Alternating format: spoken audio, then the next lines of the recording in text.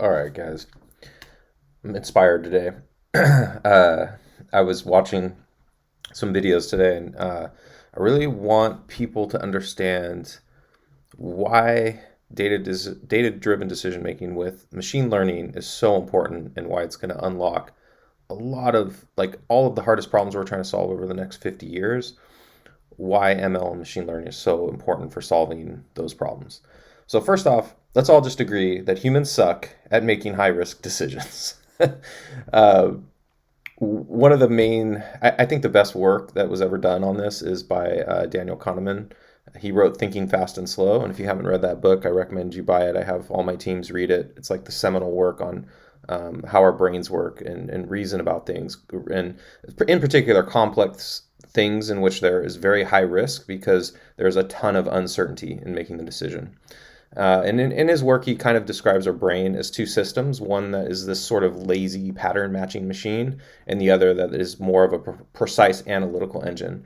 But unfortunately, we tend to rely on our lazy pattern matching machine more than we rely on our analytical kind of engine to make, and especially when we're making high risk decisions, which is not what you want. And so Kahneman kind of breaks down how we can think more like statisticians and improve our outcomes in high risk decision making.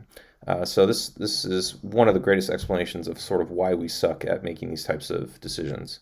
And the other is that we just don't understand data, right? So we measure these bar charts, we measure these sort of broad global features of a system, and we pretend that that lets us understand a system.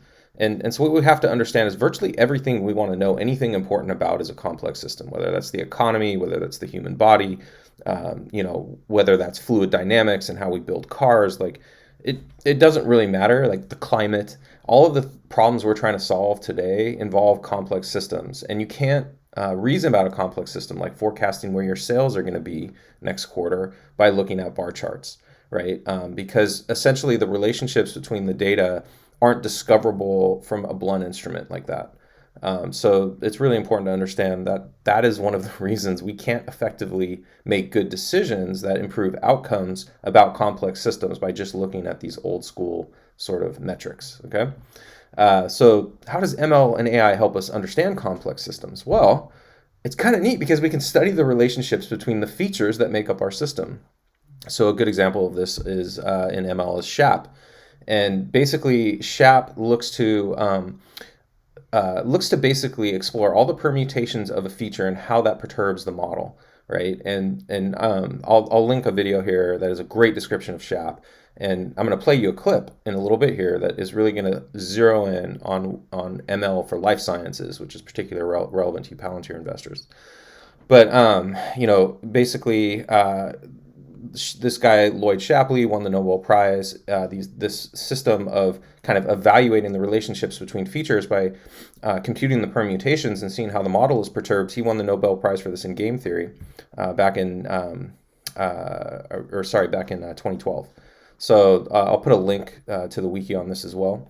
But one important thing here is that SHAP, in order to solve all those permutations, this ends up being like an NP hard problem. So we have to actually kind of simulate all of those permutations, and the lecture I'm linking to, if you're interested in that sort of thing, can explain how they do that.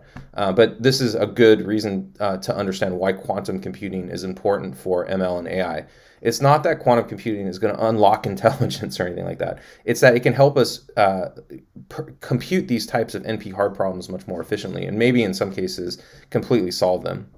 So that could really improve the kind of predictive models we have today that probably rely on SHAP. So I'm not a data scientist, by the way. So I recommend, if you are in the research field and you're someone like myself who's an engineer who works with data scientists, to speak to a professional data scientist about this. But I want to kind of give a general broad-based understanding of how ML and the techniques it uses is a quantum leap above the sort of blunt instrument bar chart, pie chart thing we use today. This example, I'm going to play you a clip here.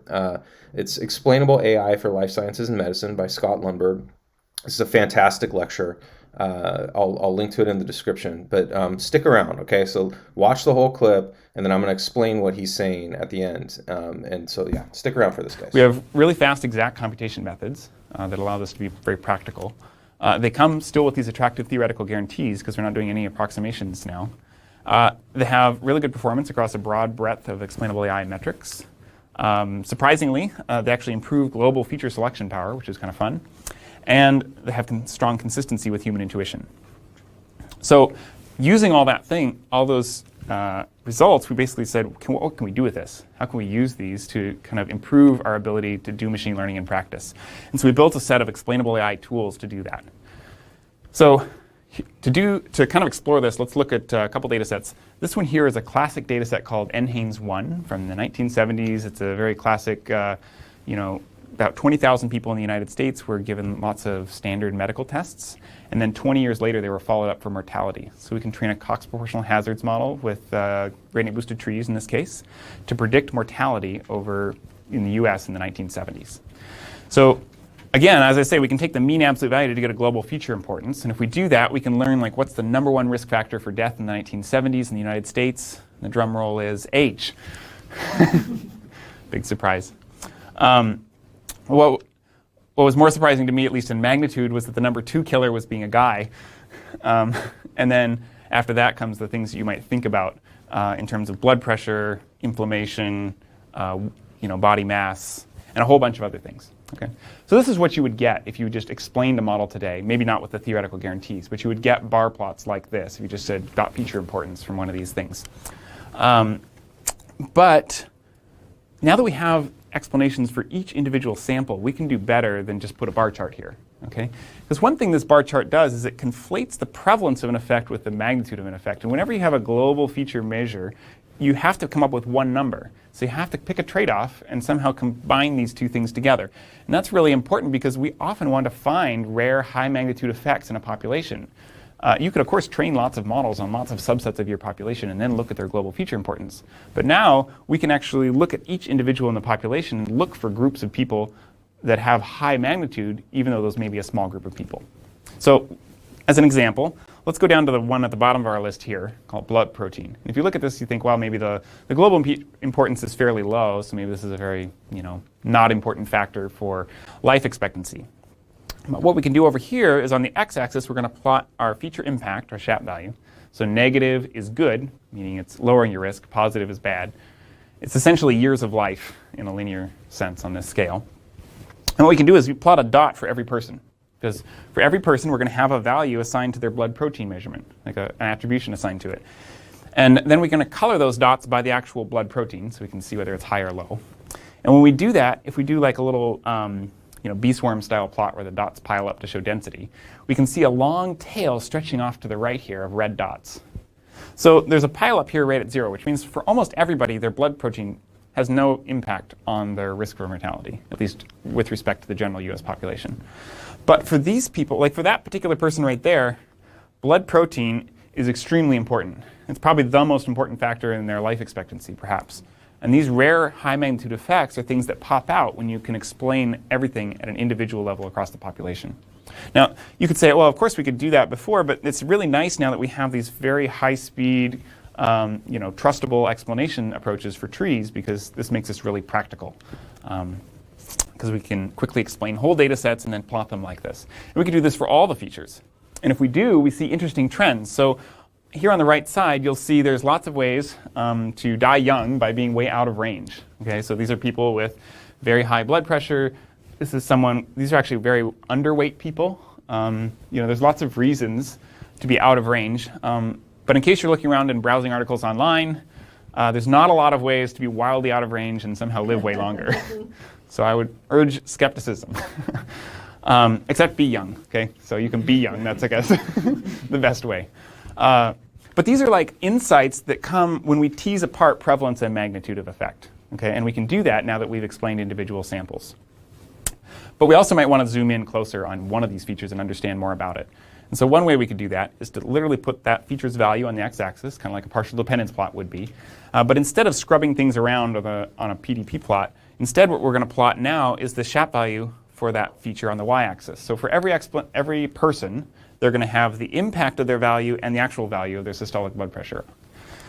We plot them, we get this. So this looks very much like the standard curve of risk you would get for standard systolic blood pressure stuff. So here's 120, higher than 120, you start going up in your risk of mortality. But what you notice is that there's dispersion here, right? This is not like a PDP plot where you just get a line.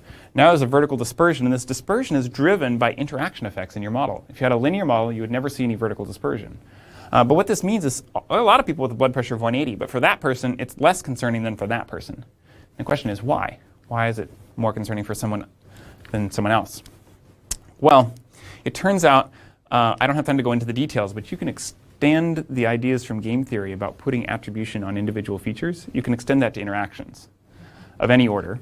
But what we did is we implemented it with this algorithm, a high-speed way to compute the interactions for all pairwise interactions. So now we're essentially assigning credit not just among like a vector of feature attributions, but a matrix of feature attributions where the diagonal is the main effects and the off-diagonal is all your pairwise interactions.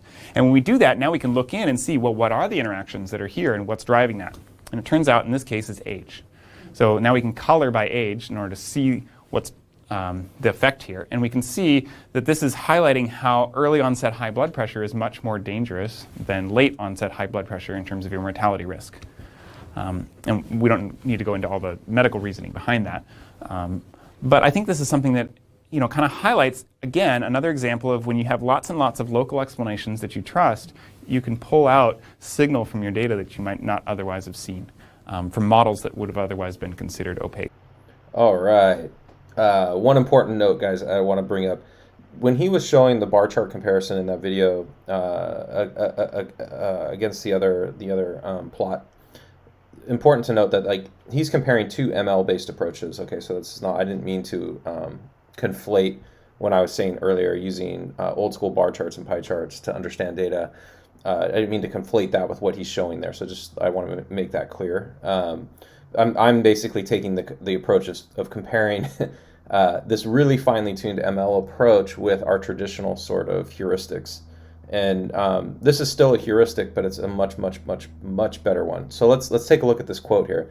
These are like insights that come out when we tease apart prevalence and magnitude of effect, right? So like this is super important. The idea that if you ever hear that old saying that correlation doesn't equal causation, right? And that's a lot of what we're trying to solve when we're looking at complex systems like the human body.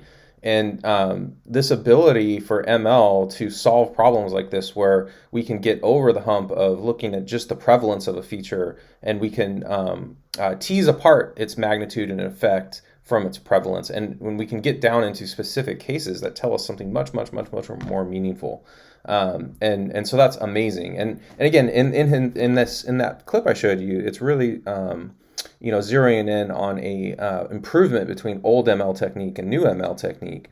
But imagine if you're not using ML at all, right? Like think how opaque your system is if you're not using ML at all to solve these problems. And that's where most American companies find themselves in most cases today, right? So, and they have been trying since 2018 to get on the ML train and failing in a lot of cases because the tools and platforms that are out there just aren't providing them wins. And so companies like Palantir, who are building both a platform and a service that are going to enable companies to take advantage of techniques like this in life sciences, is going to be huge. And it's not just life sciences, though. It's every complex system, right? Like I said, climate. We're going to need to understand climate. Supply chains. We have to understand supply chains better so we can reason about global disruptions and get out ahead of them to save lives. I mean, ultimately, the supply chain sustains your life. And so these are really important, really hard problems that without ML, you always have this really blunt heuristic that doesn't do a very good job at solving them. And the companies that use ML, they are going to make the major breakthroughs of the next 50 years. And so that's why it's important. So yeah, hope you guys liked the video. I'm going to leave links in the description to the talk and to the relevant article. And yeah, hopefully this gave you guys some insight. Thanks, guys.